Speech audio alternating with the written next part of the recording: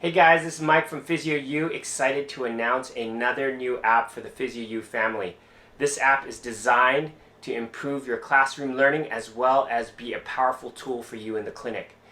This is the first interprofessional pharmacology for rehabilitation app, congratulating Dr. Doris Yu, a pharmacist who has worked with us and a number of rehab professionals to bring you the simplest and cleanest pharmacology app.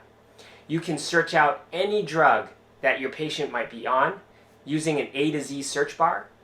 You can search up drugs by classification or category. You can look up adverse effects of these drugs, implications for rehab for these drugs, and of course there are case studies that you can utilize to help enrich your clinical reasoning.